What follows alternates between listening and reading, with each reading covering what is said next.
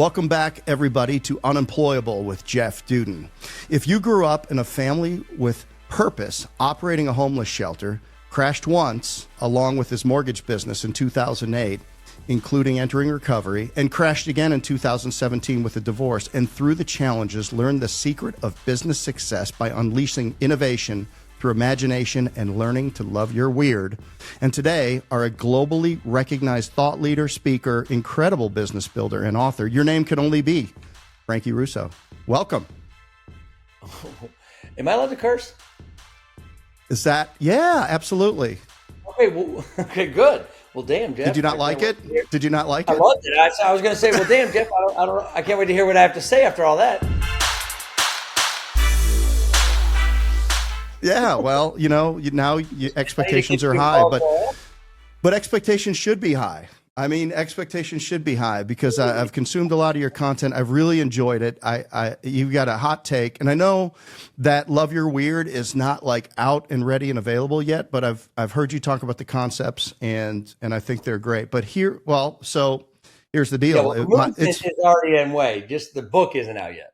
Got it. Yeah, the movement. So, look. So here's the opener. How does loving your weird help get people unstuck from their current state or condition? Oh, man. Great question. So I call stuck. Good, because it's the only one I wrote. Okay. That's 55 minutes on that. When I think of stuck, the word that I usually go to is stagnation. And stagnation is one of those words that is more universal for people because a lot of people haven't recognized, or even organizations, that they're stuck, but almost everybody can resonate with stagnation. Now, through the journey, you can sometimes realize you're more stuck than you are, but the first horseman of the stagnation spiral, that I call it, is denial. So first off, that means you barely can see it without somebody helping you. Then you have status quo. You've got silos, which could be inside of your life, could be inside your business. You've got rigid thinking and processes, and then you've got this disengagement that's either creeping or full blown. So how do we get from that, out of that, into something else? And what does Love Your Weird have to do with it? All right. So let me take you on a journey down the ladder. If the top is breaking free of stagnation. All right. I'm going to take you down the ladder and we're going to land on Love Your Weird. Is that cool? Yes, sir. All right, here we go. So stagnation spiral, these things, when we're in these stagnation places, the only way you break out of that, when things start to curve down, whether it's revenue, whether it's relationship, it doesn't matter. You have to create an inflection point to hijack that downward curve. And so what I've done over the years is I've developed an inflection point hijacker. It's called the infinity growth loop. And the growth loop is really important because you can't just have Love Your Weird and automatically be out of stagnation or automatically have what I call continuous growth. Continuous growth requires an operating system. That operating system is called the infinity growth loop. And it's essentially a loop of getting honest about the problem, getting curious and imaginative about the solution, and then collaborating outside of the boundaries, outside of the silos. Now, here's where Love Your Weird comes in, Jeff. Most of these loops, frameworks, flywheels, they're very difficult to be continuous. And there's a reason for that, because they require a tremendous amount of power to make them continuous. And that's why so many times people see these frameworks, they see these flywheels, and they don't stick. They try them once, they don't stick. And there's a reason for that. And that's because they don't have the fuel required to fuel that loop. And it turns out that what fuels this loop for this inflection point is the collective genius of every person in the organization. Or if it's an individual, their genius. Now, this creates a problem, Jeff, because many people don't identify as a genius. And so all the time, I work with people that they love the loop. They're excited about this. They're in. And then I tell them about this genius thing. And they're like, well, shit, man, I'm not a genius. And so a lot of the work I've done is helping people uncover from both science and intuition that there is a genius inside of us that's trapped and it's been conditioned out of us. But that genius is still in there. This is where the weird comes in. First off, I spell Love Your Weird the normal way because if I spelled it the way I want to spell it, nobody would know what the hell it means. And the way I want to spell it, and the way I spell it once I'm in the room with someone, is the way it was originally spelled. W-Y-R-D. And it had a very different meaning too. So what happened was you have Shakespeare, who changed the word fundamentally with the Weird Sisters. He's the one that spun it out into this negative connotation. And look, I got nothing against Shakespeare, but weird got caught in the mix. The original word weird meant the power to control or influence your fate, destiny, and my personal favorite, supernatural qualities. This is straight out of the old English dictionary. So I was already on this Love Your Weird journey, which we'll get into in a minute. And then I accidentally found out about this WYRD, and it was the best gift that was ever given to me.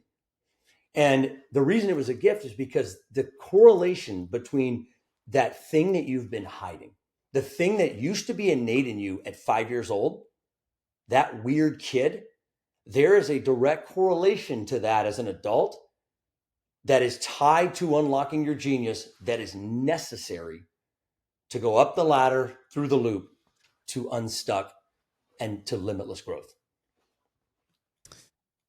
When you talk about going back to that 5-year-old, and I've heard you talk about it several times, you know, I really resonated with it because, you know, your spouse, your partner, your best friends, they know you're weird.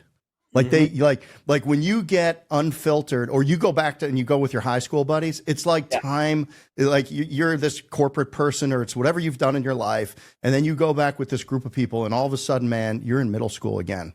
And they people know, and they're like, remember when you did this, remember when you did that. And man, it has this way, like it's kind of like a funeral. When you go to a funeral, while you're there and you're listening to people talk about this person and their life and the things that they did, and then you know you get connected with the finality of your own existence, and you start looking around thinking, well, how many years until I'm in the box and I'm not in the audience, right? And you have this temporary perspective shift. And it's the same way when you go and you get around the people that know you're weird.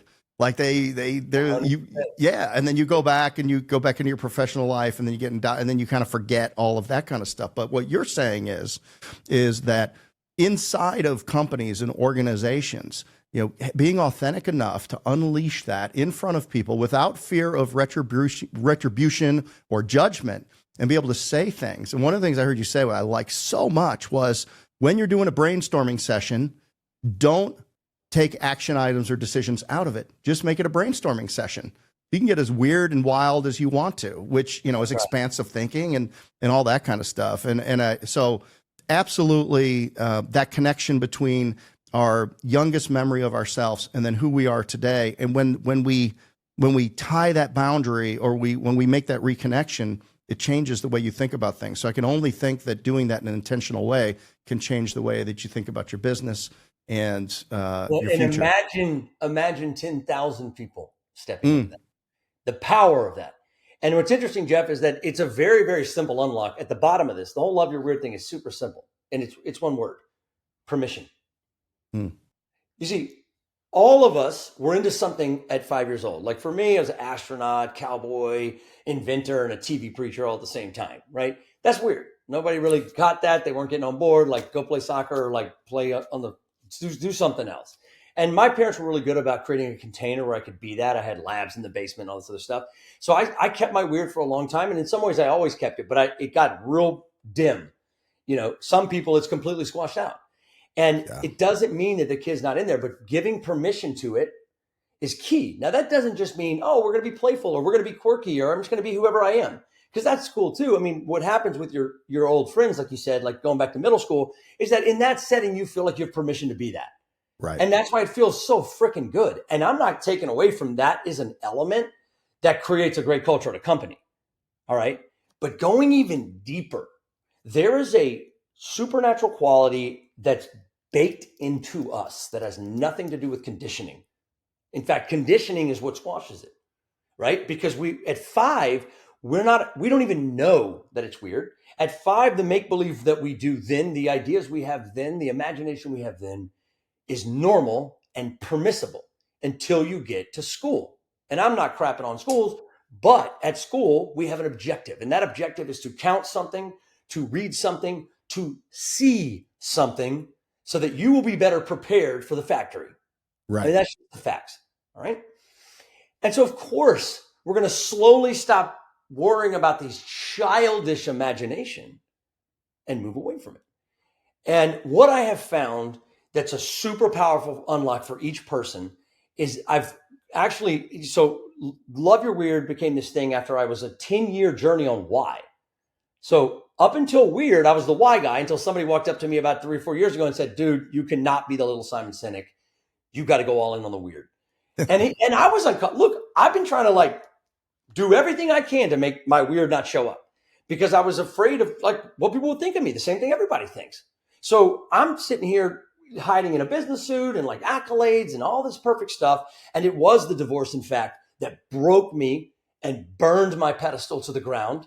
And this is right after I wrote a book called Master Your Purpose. Okay, so this is the kind of crazy mofo you invited to your show.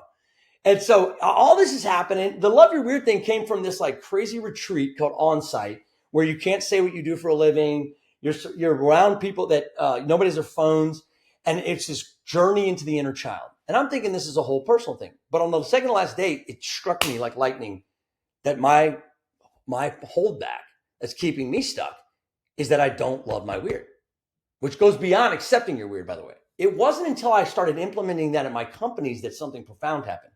We became this fastest growing company in America, 60x growth in 3 years, and then sold to a Fortune 500.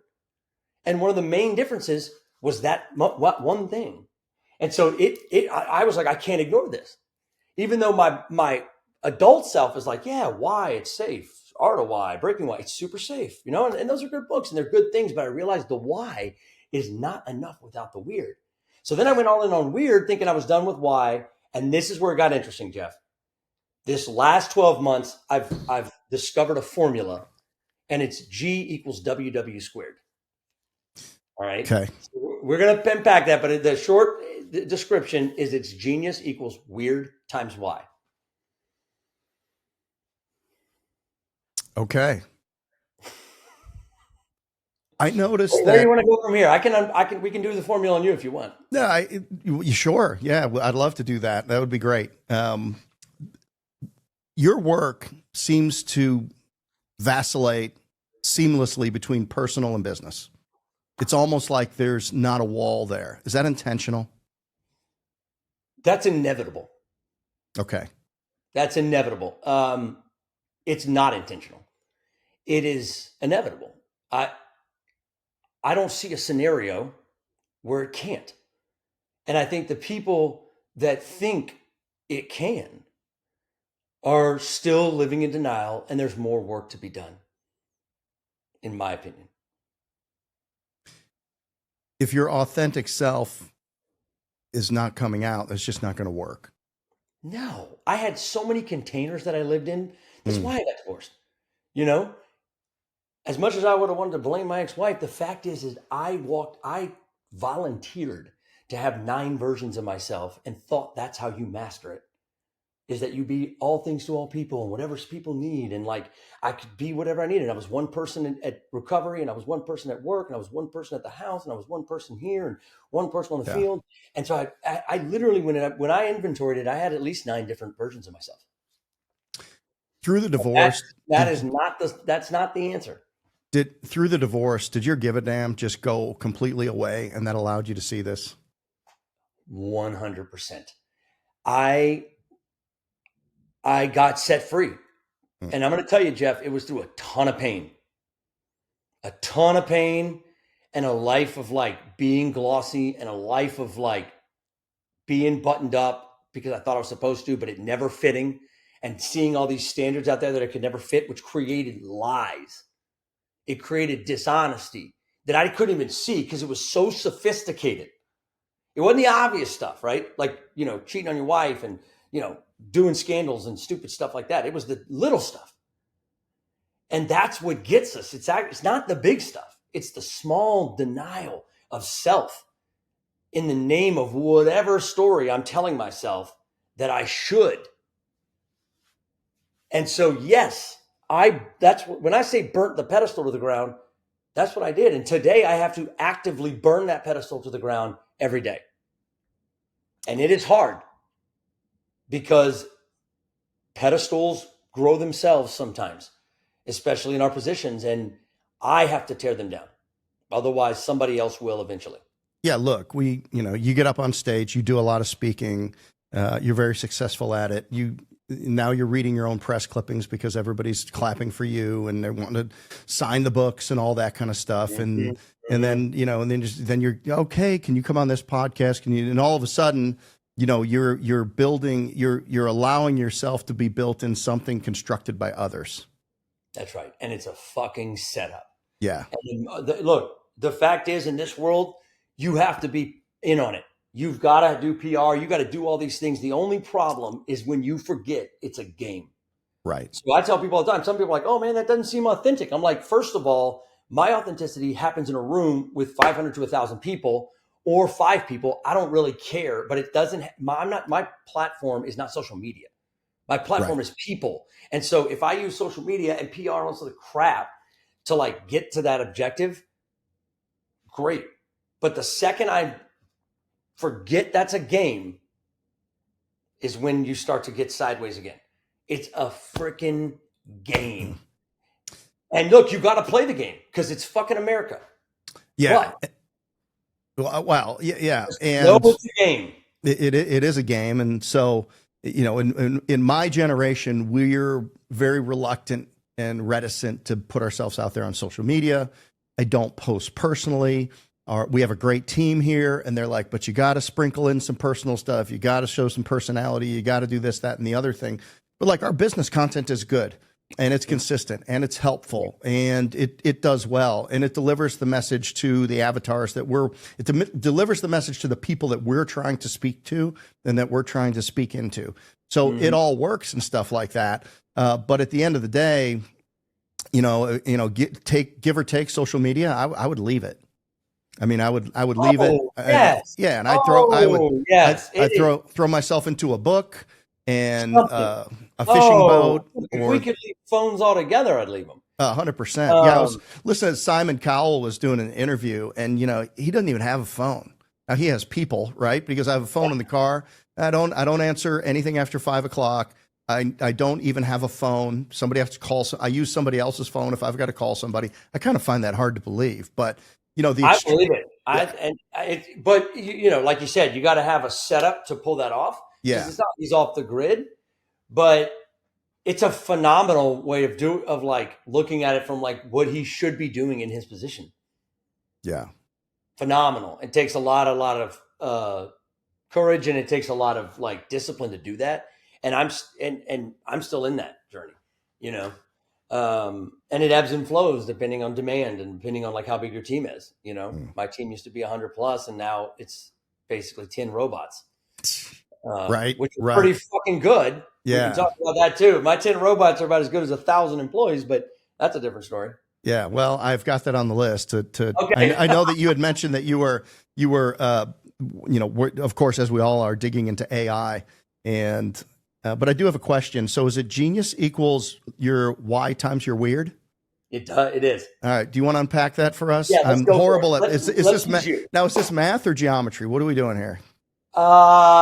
This is math from another planet. Okay. I don't know what this is. So yeah, don't bring it to your geometry teacher and be like, does this compute? Like, no, this is a hashtag to look like Einstein. Okay. So G equals WW squared. So let's talk about the Y first for you. All right, Jeff. Do you mind saying how old you are? I don't mind saying I'm 57. 57. All right, cool.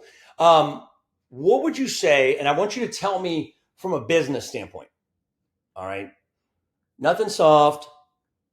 If I was going to call you today, because I need the thing that you're the most expert at and good at in business, what would you say that you're an expert at from a business standpoint?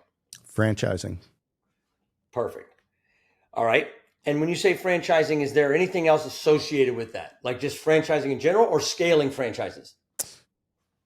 Scaling franchises through intentional, informed leadership. Hold on. Don't give me all the gooey yet. All right. I just want to know, okay. Yeah, scaling would be a franchise. It's not scaling. You're a scaling franchise expert, right? Yes. That's what you do. You help people scale franchises? Yes, we do it for ourselves, but yes. And I have helped. Yes. You could help. Oh, absolutely. Could you help me do it? I could. Great. Then you help people scale franchises. That's what Jeff does. Yes. That's why you call Jeff. Let's just say that, right? That's what you're an expert at the end of the day. Right. Would you say? Yes, sir. All right. All right. So a lot of people scale franchises. A lot of people scale franchises. Not a million, right? But there's other people scaling franchises. You might know some of them. So this is where it gets interesting, because either somebody is under-indexed on their weird or they're under-indexed on their why. You strike me as a guy that knows his why. You know what I'm saying? That doesn't struggle with the why part. This is what we do. We've got a framework. This is going to happen. It's repeatable. We are experts at that. You have a problem with that, you're going to call us. All right. So I want you to think of this as like a Trojan horse, this whole genius equation. And so on the outside of the horse is the why, because you got a king. Now kings are called CEOs, and he's up all night and he's worried about something. And he's only going to bring a horse in if it makes sense on what he's worried about. Now, how you're going to scale something that's sustainable, like a franchise, which in the word franchise includes sustainability, basically. We're thinking that, right? So how am I going to sustainably grow something or scale a franchise? I'm worried about that. I'm staying up at night. I need somebody to help me with that for third quarter of 2025. I'm pulling that horse in, right? That's a no-brainer. And you can articulate, how long have you been doing this whole scaling franchises thing? 25 years. 25 years. So you're a 25-year expert at that. I'm pulling that horse in. All right. Now, where people go sideways is they oversell the little people inside the horse. Okay. Or undersell it in some cases. But in most cases, I have found they're either overselling that, because I ask people, what are you an expert at? And they're like, communication or fun or, helping people come together or collaboration. I'm like, wrong answer. Okay. What do you do? Like, what's your business card say, kind of thing? And that's something that I've realized. I was trying to cram everything into why. Why can just be, why do I call Jeff? Okay. Right. It's that simple. You are going to get your purpose out of the two of them coming together. Okay. And that genius and purpose are almost the same thing. So, all right, cool. So that's you. But a lot of people do that. So if you had to tell me, well, let's do this. Jeff, what were you into at 5, 6 years old? What kind of make-believe we talking about here? Trouble, for one. Of course. Okay. Man, I as I was preparing for this, I was thinking about that. I don't remember doing much at 5. I mean, I played, I grew up in Chicago. I played a lot of basketball, street basketball. We played football. So I would say it was sports in general is what I was doing. And what did you like about playing sports back then? Man, I loved the competitiveness of it. I loved to run. I loved to tackle. I loved contact. So I liked contact sports. Why do you like the contact? I don't know. You liked it back then though, right?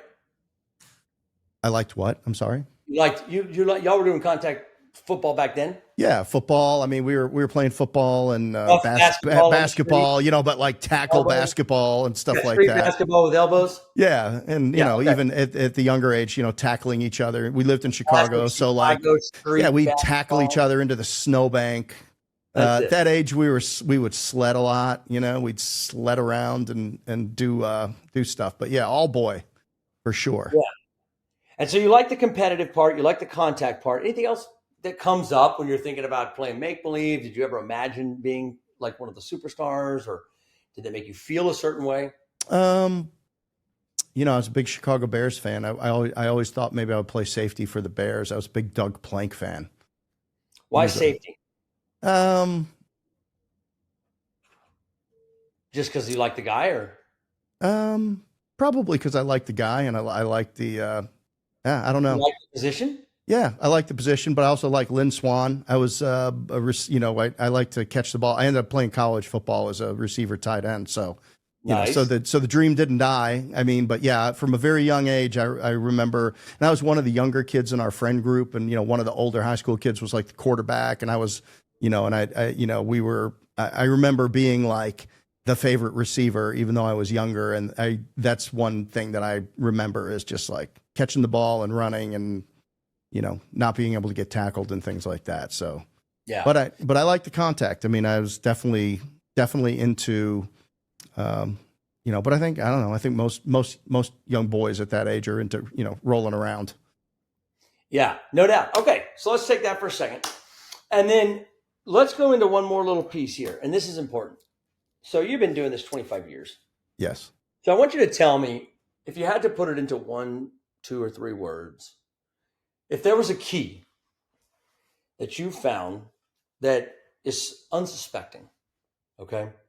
And if you use that key, you can essentially unlock scaling franchises in 1 or 2 words that is surprising. What have you found that you didn't expect and most other people don't expect? What is that key?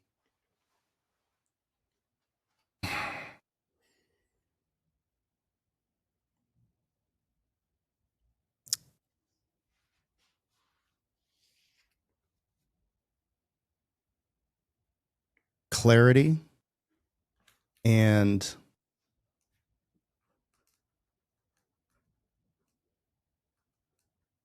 coaching.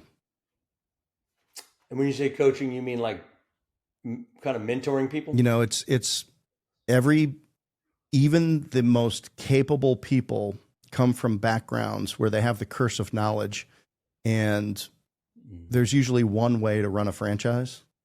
That's right. And because God sakes, it's a franchise. Yeah, it's a free, there's one way to run it, but everybody tries to bend it to what makes them most comfortable. So it's a change management project, really, in taking a franchise owner, giving absolute clarity around the priorities of things that are going to make the business go. Like if there's 22 KPIs, like these are them. Here's the 3 levers for each one. Here's what you need to do. And then working with that franchise owner and letting them know, like giving them permission that they don't have to be good at everything, but they do need to pick a role that leans into their unique ability and highest value. And then they need to be able to build a team around them to make sure that everything gets done with excellence. So it's really a coaching thing. So what does that lead to? That leads to relationship equity. That leads to servant leadership. That leads to, getting people to change, who are under stress, to change the word from I have to do this to I get to do this. It's a yes. You nailed it. It's clarity. Okay. The surprising unlock that people don't suspect that makes the way you scale franchises unique is clarity, because mentoring is a core value for you. And I have a feeling it's just a part of how you do everything. The power of mentoring. We'll talk more about that if we want to get into the limitless drug, if we have time. So let's go up the ladder. And I'm going to say that the bottom of this ladder is clarity. Okay. Right? So you're actually an expert at clarity, but nobody calls it for clarity experts in the yellow pages, right? For those kids out there, Yellow Pages is a book that we used before search anyway. So anyway, clarity. Okay. Now, I'm wondering I think we're going to have to go down the ladder a bit and then we'll go back up. So let's talk about what is the first step towards getting clarity? Specification. Being specific. Specificity. Perfect. And before specificity, what do you think has to happen? Knowledge. You got to know what to do before you can create specificity around it. And to get this knowledge, what has to happen? There has to be experience. Somebody has to have experience, either a business that I've run, which was my first national franchise we built, or acquiring businesses that had the expertise operating a business model that then we were able to wrap a franchise system around. I got it. Sounds like we're talking about willingness to learn. If I'm willing to learn, that's actually the first step. Then I can go get the knowledge. Then I can turn that knowledge into specificity. That can then turn into experience, which then turns into clarity. Would you agree with that? I would. Excellent. So that's the bottom third of our ladder. Okay, because we're about to bring clarity into franchising. But for right now, willingness to learn is the first step in this process. If you don't have that, there's nothing. You will fail as a franchise, yes or no? Yeah, absolutely. Excellent. All right. So willingness to learn, getting the knowledge from someone, turning that knowledge into more specificity, then becomes an experience that you own, which then results in clarity. Now, once you have clarity, Jeff, what happens? Well, then we build systems. Excellent. And when you build systems, what happens? Then we document them. What's a funner word for that? Then you have repeatable process, maybe? Sure. Yeah. I mean, what we have to Documenting do is one of the problems. So yeah, I'm going to include documenting in systems. but we have to turn it into education. Is what, so once you get the clarity, then you have it, but then now you have to transform that into an education platform that you can now train. Now we found the mentoring others. Then when you have a repeatable process, what happens, Jeff? When you have well, then we can deploy, we can invite people in to use it. Yes. That's when we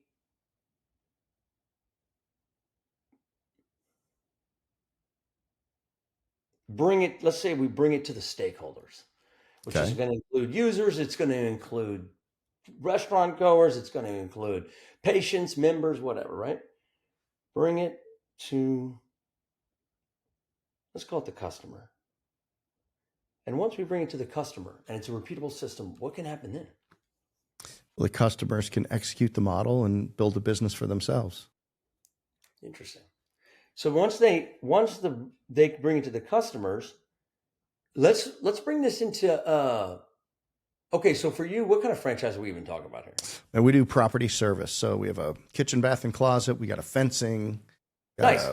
Cleaning, different home services and things like that. All home services. Yep. Oh, you bring it to the, okay, so that is the stakeholder.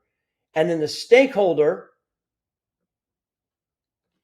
is able to, well, because I brought it to the stakeholder here, bring it to the customers. So let's assume that the customer is the guy ordering the fence. Okay. Okay. Because you're bringing all these other people to the journey, right? And so assuming that in this, I'm going to tell you where in a second, I already brought in your stakeholders, and then from that created a repeatable process. Then we bring it to their customer. Then what happens? Well, then we make a sale and we deliver a product or a service. Growth happens. Okay. And once growth happens for your franchises, then what happens? Well, they grow and they create wealth and expand. After growth is scale. Mm-hmm. And then after scale is wealth. And what's after wealth?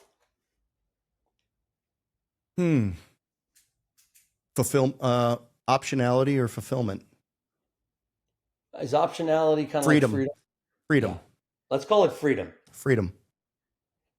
Because I don't know if wealth leads to fulfillment, but it does lead to freedom. Right. But what does freedom lead to?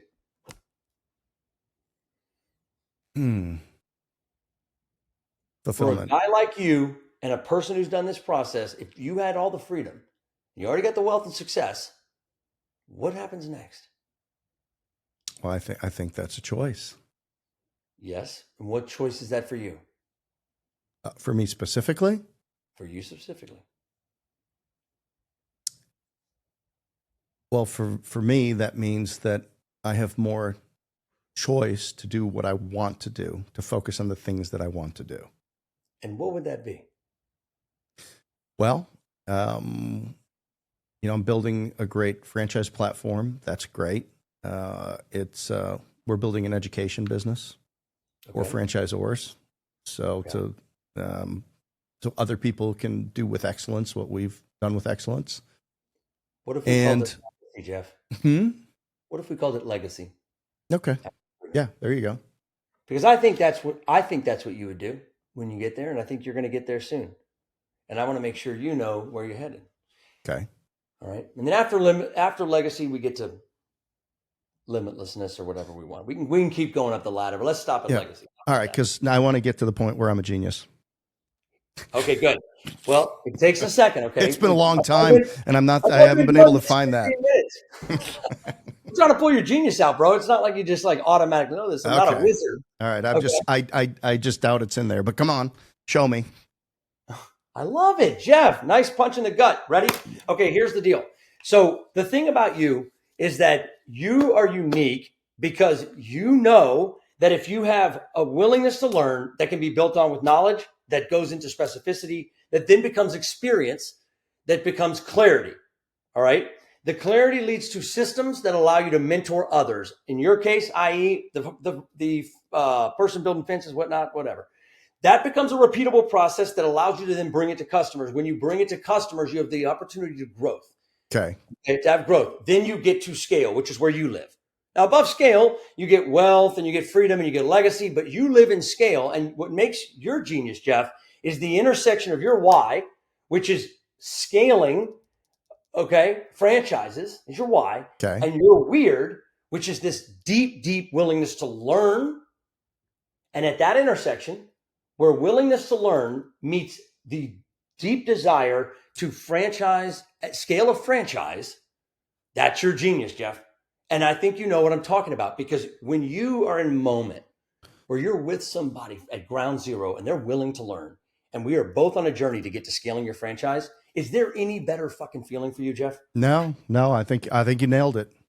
Yeah, love it. And what's interesting, Jeff, about that is that one of the things about your obsession as a kid is that you were constantly learning the game. You were constantly willing to lean in. You knew you wanted to be like these other things. You were willing to make contact, do the hard work in order to own the game and scale your sport deal. And that you stayed willing to learn the game. And that, my friend, is your genius. Well, what's interesting is now that you mention it, the one thing that you left out is I was a voracious reader. Like I read everything. Like I was a bad student, but I was a voracious reader. Like I read I would run through 25 Hardy Boy books and then whatever it was inside of you. Just, man. And I would order magazines and just to read them and read them and read them. So, I always loved to read. And there's a, there's a curiosity there. Yeah. There's a curiosity. Your weird is not willing to learn. It's obsession to learn. Yeah, absolutely. That's your weird. And where that intersects with franchise scaling, that's your genius, Jeff. As long as you stay at that intersection, you're unstoppable. Your growth is evergreen. Love it. There you go. Yeah, it takes a minute. Look, I'm not a wizard. Yeah. Right? You didn't think I was going to bring it together, did you? No. I was just saying, like, I know I'm not a genius, so I didn't know that. Okay. I didn't know if that was a locker room taunt or something. No, I was. I knew you'd get there. I just didn't know that you could get there with me. Right? But there it is, Jeff. Because genius has nothing to do with schooling. That's the first thing. Right. Like you're a bad student. That's the first indicator. Okay. Being a good student has nothing to do with the genius. In fact, school is what makes it come out. Like the genius thing, the science that I mentioned earlier was from NASA. And you may have heard me talk about this on one of the other podcasts, but the fact is that NASA had to figure out in the space race, how do we become the most, powerful superpower in the world and stay a superpower, right? And they figured out we got to innovate continuously, man. We got to be on this. And whether we made it to the moon or not, they had to do a bunch of shit to be like making it to the moon. So it's just still freaking genius. They had, and I don't want to debate that. We can do that on another call. But anyway, so you got these, they had to create a test that could figure out who's a freaking genius, right? Who's the most divergent, most imaginative at a genius level. All right, great. Well, the test was so simple. They said, what if we gave it to kids? So they want to figure out, is this genius thing, this crazy, powerful imagination, are you born with it or is it learned? So they gave it to 1,600 kids, all different sample sizes in the United States. How many of them you think tested at that genius level on this NASA test? Out of 1,600, did you say? Yeah. What would you say? And you can give it as a percentage, whatever The way your brain works. 3%. 3%. Perfect. Yeah, because they're 5-year-olds, right? Yeah. What if I told you it was 98%? Really? 98%. Now they were excited too and surprised. So they said, hey, let's do this again. Let's make it longitudinal. They brought all the kids back at 10 years old. What do you think the percentage was then? 50. 30. Mm. Out of 100,000 adults taking this test, Jeff, that's when you got close because it was 2%. 2%. The same people that all test as geniuses at 5 are at 2%. Hey, look, this world, and we've designed a world that sucks the life out of us. The good news is the reason we were a genius back then is the conditions were ripe for it because we had permission. And so our job is to not wait for permission. It's to give ourselves permission and in turn create a ground surge that gives other people around us permission to create a movement that allows for the genius to flourish, be protected, and aligned for continuous growth. Frankie, I believe you're remarried and that you've got a blended family with 6 kids. I do. And so how do you use your work and communicate with your kids around this stuff? Are they interested in it? Do you have any experiences that you could share that might help people with their kids? Sure. Giving them permission to maintain their creativity and their weirdness, telling them it's okay. The kids, Jeff. Most people know me for fast growing company. Truth is, I'm also fast growing family in America. It's blended, 6 kids, nothing funny. But listen, it is way easier to help you and other adults love their weird than to continue to create a container where the kids can. It's freaking nuts. And it's in my face. My wife, if we get in a fight, she'll throw my body at work at me. She'll be like, oh, you're really loving your weird now. Why don't I video this and everybody will see you? I'm like, damn it. So I get my work thrown back in my face all the time. But it is hard. Like there's 2 parts to it. One of my kids is a 10-year-old twin boy, and he feels uncomfortable wearing the Love Your Weird t-shirt because people have told him that, that's bad. And so he's already there with that concept, right? But that's like identifying with the new Shakespeare version of weird is not a priority, actually. You definitely don't have to look weird to love your weird, which is a big thing that I try to instill. But the thing is about like, what makes it hard as a parent is that it's freaking messy. My wife calls it the messy middle. I hate the mess. I'm OCD. I struggle with the mess. But over the course of my life, I've realized that without the mess, which is painful and can sometimes look like failure, we get nowhere.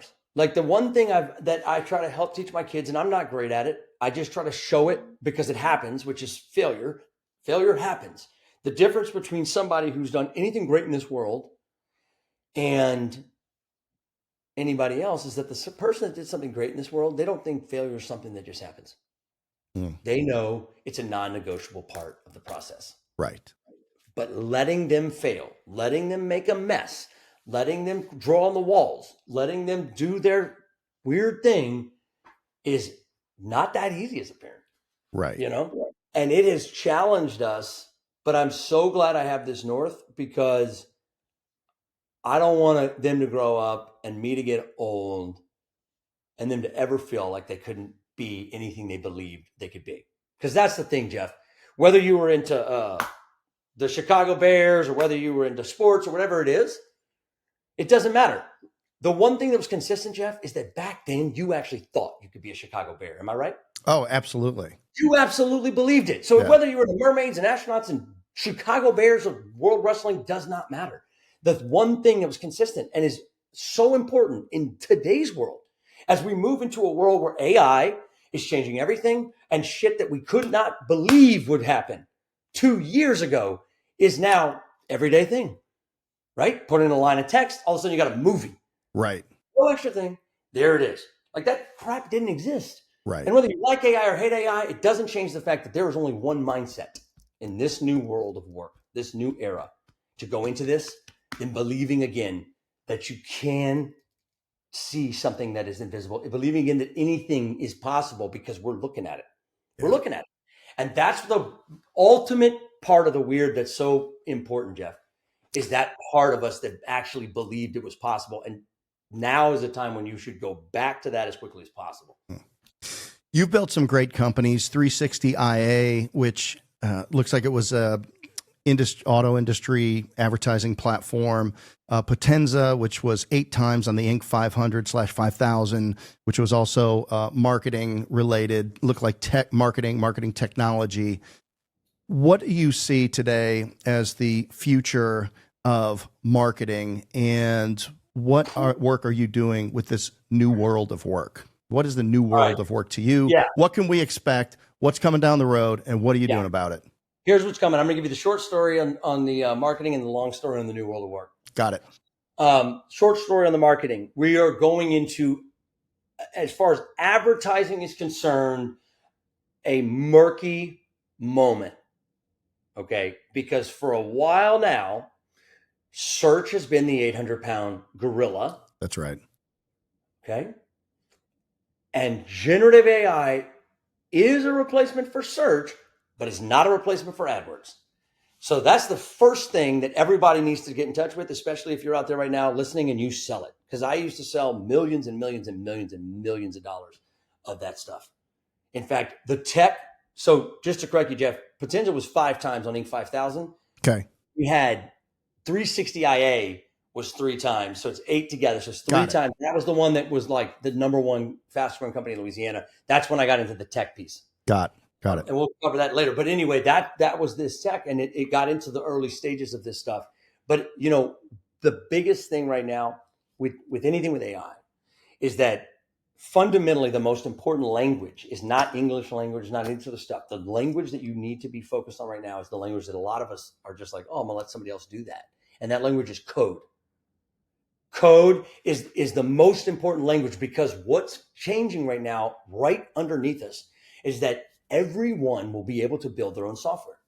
Right. I build softwares over a cup of coffee now, Jeff, by having one AI prompt another AI. And you don't have to be good at prompts. Just get one to prompt the other. I call it remixing with friends.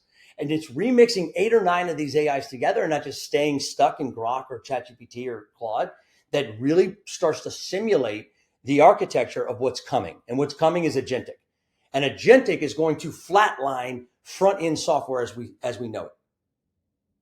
Agents are flatlining search. Agentic will flatline front-end software. Software will still exist, but it will only exist as good as you are as being generative engine optimized, plus so easy for the agentic folks and the agentic team and the agentic people all living inside these robots and of networks to access that core thing that you offer. So my suggestion to people is, if you're going into SaaS, you know, make damn sure that you are confident on what the genius core is of that deal, and make sure it is so easy to connect with anything out there that's looking. Because all we're going to say is we want some sense of direction, and the agentic will go update. That's the new world, right? And that's what's happening right now. And I think not everybody is wise to that. No, so that's. Yeah, I was recently connected with somebody, and we're going to have him on the podcast, but his work is all around executives using a myriad of AI as thought leadership partners.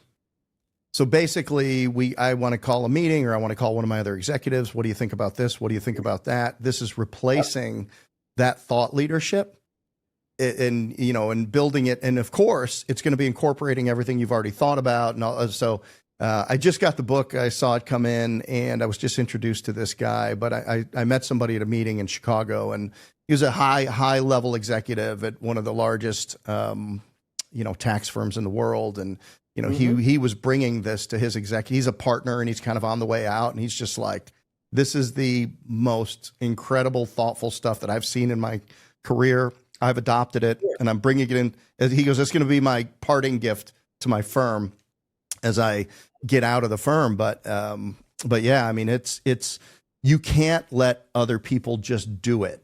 I mean, unfortunately, it's like, I said that to my son or my uncle or the techie people, that's the first mistake.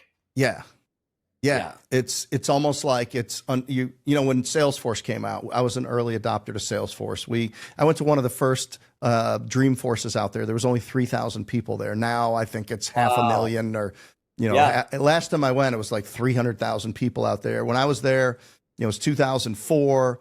Mark Benioff was just walking around in the room. There was top shelf liquor, lamb kebabs between every one of my little fingers. I mean, it was just everything was top shelf. He was, you know, he knew where they were going. But like at the end of the day, I mean, comparatively to AI, I mean, and it was innovative and it was groundbreaking, and it was not no code, but it was low code tools that you had inside of it. But it took forever for those things to develop and to integrate. And then they had their little app thing and all of that. But, you know, at the end of the day, you know, and then I saw them the other day, it's like, hey, 60% of our code's written by AI now, and we only write the stuff because we kind of want to. And too much. Yeah, that's right. Yeah. So it's like, we can't just sit here as a business and say, well, let's see who wins between this software and that software, because every week there's 5 more softwares that do more than that for cheaper.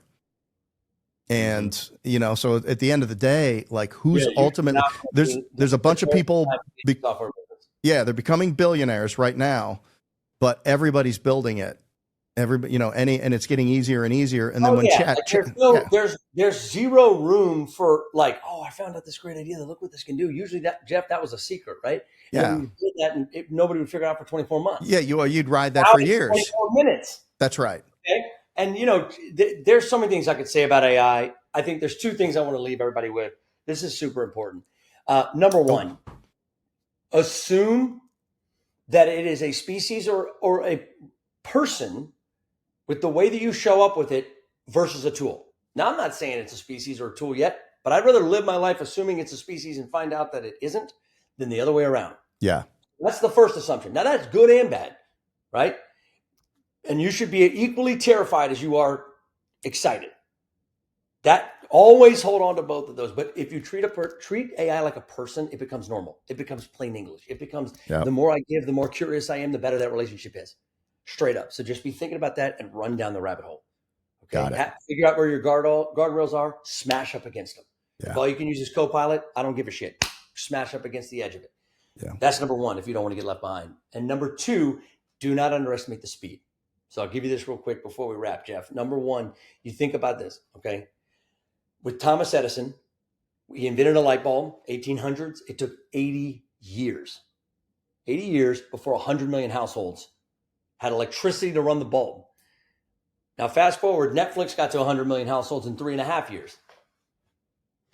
Okay? Instagram got to 100 million households in 2 years. ChatGPT got to 100 million households in essentially 5 days. 5 days. So that is the exponential speed of this that no one can underestimate, because we're thinking, oh, I get it, the internet, right? It's AOL dial-up, it's an instant messenger, and we can send mail without a stamp. I get it, the internet. And then 30 years later, my kids have a mental crisis when Fortnite goes down, right? It's in everything. I can't live without it. We don't have 30 years, okay? But our bodies think we do. And so this is a call to arms, because this is one of this year, next year, the last years that you have an opportunity to put a stake in the ground. And that doesn't mean build AI. It means use the shit out of it, and don't use it just for efficiencies, because that's like delivering pizza with a Ferrari. Right. What I want you to do is use it as a genius multiplier, which starts with figuring out what the hell your genius is. Yeah. Like we did with Jeff today. So there you go. Perfectly said. I got a fastball for you. It'll only take a few seconds. Before that, tell people where to get in touch with you. Oh, this is easy. Go to your favorite AI and ask them about Frankie Russo. Got it. Grok, Chat, Claude, DeepSeek, Manus, I don't care. Copilot, ask them. Fastball right down the middle. If you had one sentence to make an impact in somebody's life, what would that be? Don't flinch. All right. Anything to add on that, or we're just going to leave it right there? We're going to leave it right there. Don't flinch. Got it. Yep. Don't flinch. Frankie Russo, you're amazing. Thanks for being on today.